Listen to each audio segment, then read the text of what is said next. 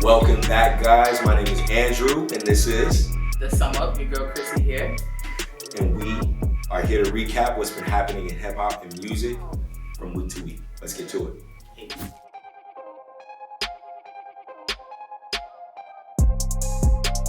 So Drew, let's jump into some notable releases. I cannot wait to get here to talk about this song, this single that was released by Future and Drake. Life is Good. Yes. Oh my goodness. Let me just say, I love this track. This is the best part of Drake. Drake being arrogant and dark, kind of similar to how he was on If You're Reading This Is Too Late, which is my favorite Drake project. Okay. And Future being as problematic and toxic as he ever has been, which I love. That's the type of Future I love. I think it's the best of both of them, and I was a fan of What a Time to Be Alive. So like seeing them come together when it's right, they have great chemistry. I'm here for this song all the way. What about you? Super duper here for this song. Chemistry unmatched on this track. Like you said, I really do feel like we saw a lot of the best in each of them on the track. I loved how Drake started it off, kind of being on his cool but still arrogant, right? Popping shit type of vibe, and then Future came through to really close everything up and shut it down with the energy on the track. I'm so glad that you're a fan of What a Time to Be Alive, because I am as well. I love it. You know, I think a lot of people kind of initially looked at the project and felt like they should have heard more from Future and Drake. I feel like it did what it needed to do for the time, and here we are. Really excited to see What a Time to Be Alive too. Yeah, and did you see the video?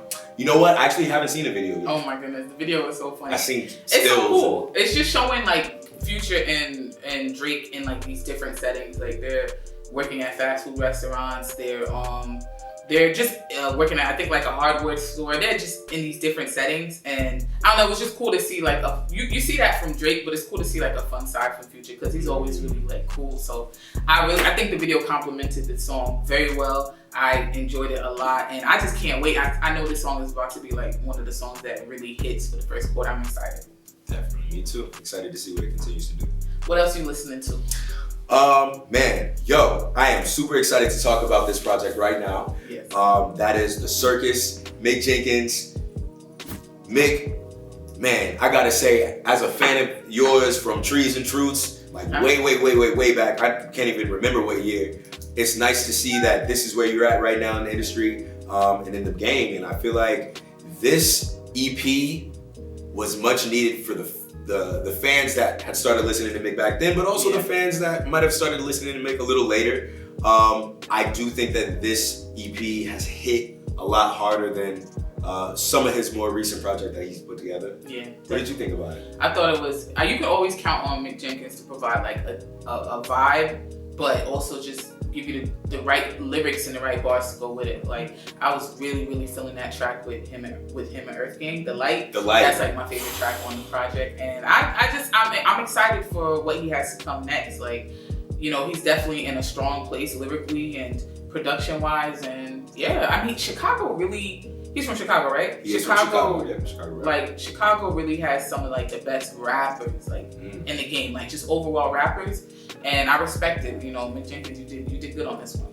Agreed. I was super happy to listen to each and every track. You had mentioned that The Light with Earth Gang was your favorite. Definitely one of my favorites as well. Yeah. Got to shout out the single Carefree that he dropped before the release. And I also got to shout out my other two favorite tracks, even though it's an EP. I know it's only so many tracks you can call out. But Same Old and Different Scales. I think, interestingly enough, the first and the last track to the EP, both favorites of mine. Yeah. So if you guys haven't heard this project by Mick Jenkins titled The Circus, definitely go give that a listen. Yeah, and definitely listen to Life is Good. I can't stop talking about it. For real. We're doing too much. Hey. That's it for this week's notable releases though.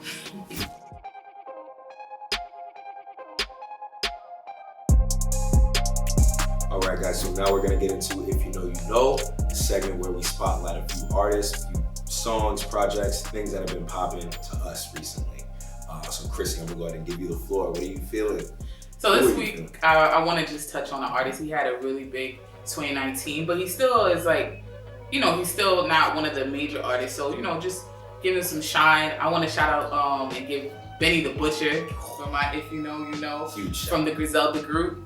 Tana Talk 3, The Plugs I Met. He had a really great 2019. And those who don't know Griselda, don't know Benny, you know, that's really the boom bap, old school hip hop from New York.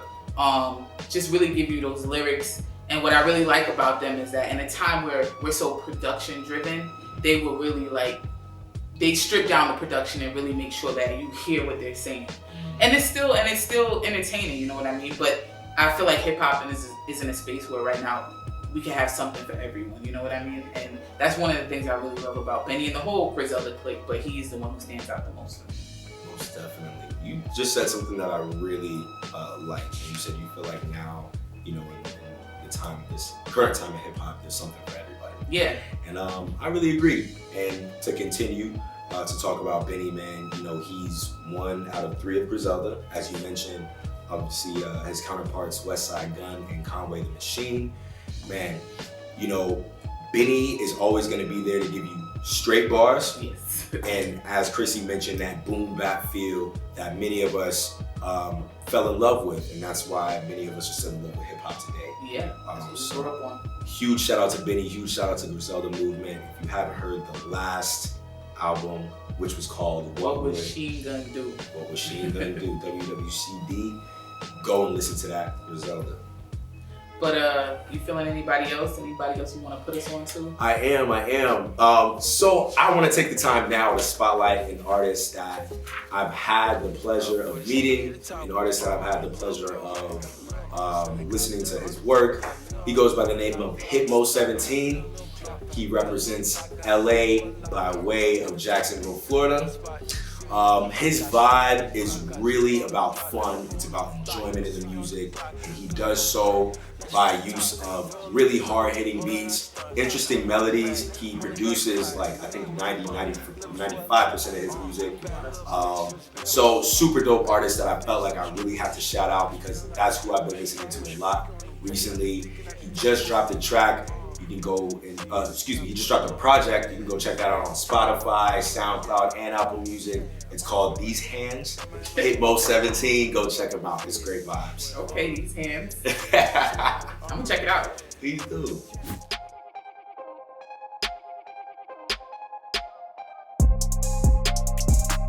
So for this week's discussion, we really wanted to get into something that has been heavily talked about on social media over the last week or so. And one thing that kicked it off for me was Ari Lennox comments to a tweeter who tweeted something disrespectful towards her and Teyana Taylor. Let me read it to you guys if you didn't hear it. So they said, Ari Lennox and Teyana Taylor's ability to have dangerously high sex appeal while simultaneously looking like Rottweilers will always amaze me. So, wow. This comment prompted Ari Lennox to respond, and she responded saying, people hate blackness so bad. And Teyana Taylor, she's more seasoned in the game. All she said was, basically she agreed with what Ari Lennox said. Yeah. And seeing this, it begged me to ask the question. A lot from that, she went on live and she said, people have free speech, but why is this your speech? Why is this something that you want to talk about? But it begged me to ask the question, are these comments anti-blackness, or are they just typical Twitter behavior, typical trolls just being rude, being disrespectful, trying to get retweets, trying to get laughs? What do you think? Man, I'm definitely gonna have to say that I feel like it's a lot of both. Right. When we talk about social media these days, specifically Twitter, if we want to call one platform out, right, to analyze, I think, everything is about saying that thing that's gonna get those retweets and those likes, right, and those shares. And so, unfortunately, a lot of people like to also hide behind the veil of Twitter being that type of platform to where you can kind of just say whatever you want as long as it's funny. Very much so. I do think that people do hide behind that veil to send attacks, and especially, in this situation, in the particular situation with Ari and with Teyana, send attacks towards Black women. Right. And I think that it's something that, unfortunately, we have to find a way to dial into the root of it, right, to stop it, because it's gonna be a lot of the, oh, it's just funny, and oh, I was just saying that, to make people laugh, right, and not enough of the, maybe I shouldn't have said this because of this, right. But on the same side, I also think that Ari Lennox has a tendency to take an issue and turn it into a Black issue, or turn it into a bigger issue, or and kind of generalize everything for anyone, because now it's Black men hate Black women. And while we do have our issues with how Black men approach Black women in the community sometimes, I don't feel like it's always fair to generalize those things. Agreed. Yeah, and I definitely think that that's something to take into account. Nobody's perfect, but this has been something, not this particular situation, but a situation that Ari's been involved in, has been polarized, right, to a point to where now the focus is a little off. It's not really on exactly what it should be on.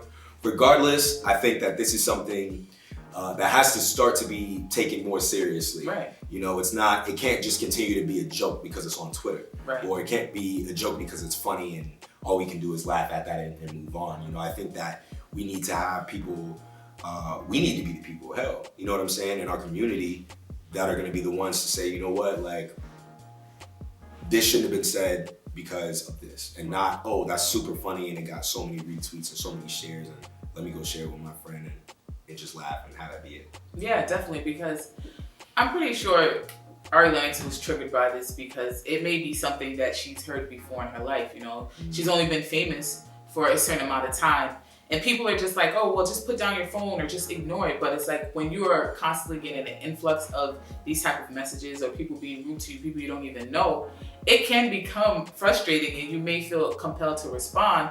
It's just unfortunate that when you respond, you make it bigger than it could have been. You know what I'm saying? So it's like you're focusing on this one set of tweets, when if you had have ignored it, people would have never saw it. But I do appreciate Ari Lennox speaking out on behalf of Black women, because while, like I said, sometimes I do feel like she makes it bigger, she's not wrong in some of the things she says. We saw that with Blue Ivy this, was it last week or several weeks ago, a little while ago, with somebody tweeted that she's starting to look like Jay-Z and they feel sorry for her.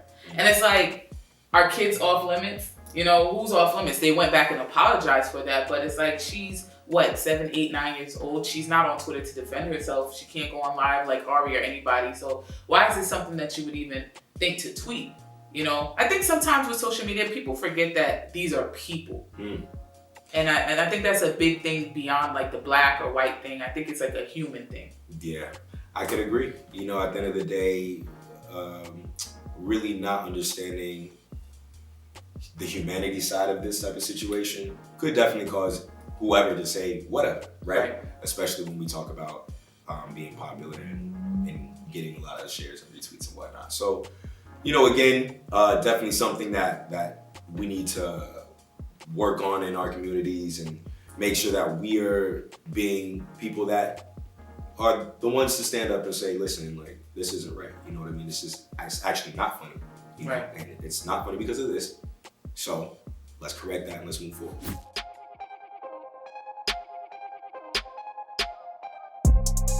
Hot topics. Oh, okay. So the first one we're gonna get into is French Montana. So this week, French Montana, has been accused of hacking into people's Spotify's and, having fake streams on his latest project, Montana, especially his single, The Writing on the Wall. Drew, and he confirmed that this happened. He said he had nothing to do with it, but, unfortunately that did happen. And it's just like, one, I don't believe that. Yeah. Two, it's unfortunate that we've come to the point where these are the methods being taken to get an album to chart higher or having to be in a better position, especially from certain artists where you would expect more from. You know? I mean, what did you think about this? You know, I felt exactly the same way. Still feel exactly the same way. I think that is something that we're starting to see more consistently out of the artists that might have tasted that top 10 spotlight, whether it be a top 10 song spotlight, top 10 song area, or a top 10 project. I think that people that might have gotten there for something before, they might want to try to chase that again, and they're willing to do whatever it is that they can do to reach that point. And while I appreciate the tenacity, I don't think that this is the way to go about it. I don't appreciate nothing about this. One thing he did was he put his singles Lockjaw, which was pretty popular when it came out in 2016, and he put No Shopping, the song with Drake, onto this project. This project is 2019, those came out in 2016, 3 years later. You know what I mean? And then he claimed that it was popular on TikTok, which contributed to its success on Spotify. But when we go back and these were the tweets of somebody, of a user, so the tweets weren't verified, but they did go hand in hand with, you know, accounts being hacked and stuff. Just basically saying how, like, they were on Spotify trying to listen to music, and then out of nowhere, like, this random French Montana song comes on. Now that I think of it, this week, my Spotify account was deactivated randomly. Let me find out French Montana hacked my Spotify account. That'd be interesting. I don't know. But it just made me realize, first of all, J. Cole said it best. How many faking these streams? Ooh, getting a lot. Hold up. No. J. Cole, he said it best. It just makes me realize that, you know what? We're in a time and age where fans pay so much attention to Billboard Charts and the position. And I think that mentality has gone off onto the artists. And they're like, oh, well, this is not a good project if it doesn't reach number one, or this is not successful if it doesn't get number one, or if it doesn't rank high on the Billboard 200, you know, which takes us right into what's going on with Justin Bieber right now. Biebs, what's going on? Before we even talk about Justin Bieber and what he's doing, what did you think about Yummy? All right, so Yummy, interestingly enough, I think that the way that I feel about Yummy now and the conversation that we're about to have goes hand in hand. Initially, when Yummy dropped, super happy, you know what I mean? Not gonna lie to you, I'm a Justin Bieber fan, so I was just happy to hear something new from Justin. Okay. It's been so long, you know what I mean? And I know that I'm not the only person that feels the same way. You know, happy to hear some new fire from Justin. However, the fire could be a lot hotter. Okay. I think the track was a blatant shot to try to get to number one. The sound, the lyrics, the vibes, everything screams to me cookie cutter number one track. Hopefully in 2020. What did you feel about the track when you heard it? It's funny that you say cookie cutter, because for me, it screams a ripoff of an R&B sound that definitely wouldn't have been big from an R&B artist. It sounds like a fake Ty Dolla $ign track to me. It sounds like if Eric Bellinger would have been saying this, we wouldn't even be having this discussion right now. I thought the track was boring. I thought it was underwhelming. I think the song is trash. And that makes what he's doing to get it to number one even more ridiculous to me. After being gone for 4 or 5 years, coming from that last album he put out, Purpose, which was a great album, to this, it just sounds so uninspired, like he doesn't want to be here. And like the tactics that he's using to try to get it to number one and trying to block Roddy Ricch, the box, who deserves to be number one right now. Much deserved. Ingenuity on the track, if there ever was. Right. Asking his fans to stream the song and go while they go to sleep, and claiming that like this is his comeback, so create a playlist of the song and keep it on a loop, or you know, just doing different things, using a VPN so they can, you know, even if you're out of the country, you can seem like you're in the United States and the tracks can count. And it's like, yo, why are we so desperate for this number one, for this song that you don't even, it seems like he cares more about the number one than he did about putting any attention into that song, please. And unfortunately, you know, due to a lot of the track listing on French's album as well, we can say the same thing. I think, you know, again, it just goes back to what are we really talking about here? Are we talking about art? Are we talking about music with like substance, like stuff that we want to listen to because we can feel that? It should be, from the artist's perspective, stuff that they want to put out because they feel that and they hope that their consumers feel that. Right. It shouldn't be, shit, we just trying to go number one, baby. Right. So whatever sounds good. Right. I think like we lose the integrity of the music. You know, obviously you're supposed to care about the number one and all that stuff. That's for the label. And if you're an artist, and I don't want to say artists shouldn't care about where their music lands. Obviously, you put your heart and soul into it. I don't think he did with this. But if you do, you know, you want it to do well. But I just think this is not the way it looks. Desperate, and his team, Scooter Braun, his manager, Def Jam, his label, you guys got to do better. It's just not a good look. Definitely. And, you know, being somebody that really respects Scooter Braun and the things that he's built, I do feel like this is something that I would look at and just plan to do differently, you know, as I continue to rise and being a music executive. So shout out Scooter Braun, shout out Justin. We are excited. No, don't shout out. Come on, I'm excited for the album. Shout out Roddy Ricch. Big shout out Roddy Ricch, though. Number one. That's the big one. Well, that's it for this week's The Sum Up. Hit us in the comments to share your feedback on this week's episode. Do that, please. Comment, like, share, and catch us next week. Continuing that train. We keep rolling. Let's do it. I got so fucked up in Toronto. I saw my eyes closed like a blindfold.